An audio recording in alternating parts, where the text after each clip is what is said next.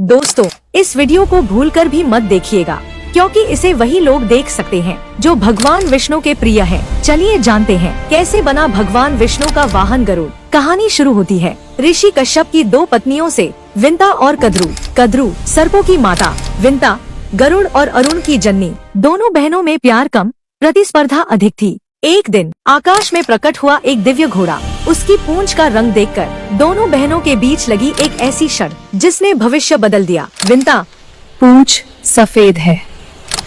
कद्रू, नहीं, काली है। और शर्त थी जो हारेगी वो दूसरी की दासी बनेगी।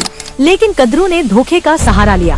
अपने नाग पुत्रों को आदेश दिया, घोड़े की पूंछ से लिपट जाओ और उसे काला दिखा दो। धोखे की जीत हुई और विंता हार गई। वो अपनी ही बहन की दासी बन गई। जब गरुड़ ने अपनी माँ को इस दास्ता में देखा तो उनका हृदय क्रोध से जल उठा। वे नागों के सामने गरजे, मेरी माँ को मुक्त करो।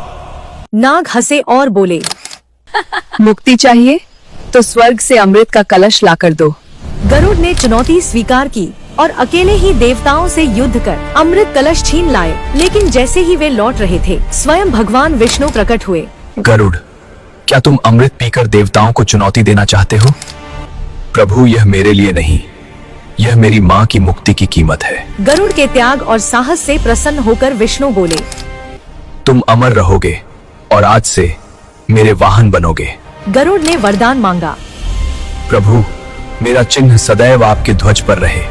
तभी से विष्णु का ध्वज कहलाया गरुड़ ध्वज। और विंता सदैव के लिए मुक्त हो गई। लेकिन नागों के साथ एक रहस्य और जुड़ा। वे अमृत पीने से पहले स्नान करने गए और तभी इंद्र आ पहुँचे। कलश उठा लिया और स्वर्ग ले गए। नाग लौटे और वहाँ पाया सिर्फ घास। उन्हें लगा कि यहाँ अमृत की कुछ बूंदें गिरी होंगी, इसलिए वो उस जगह को चाटने लगे। इसी से उनका मुंह फट गया और तभी से कहा जाता है, नागों की जवा फटी होती है।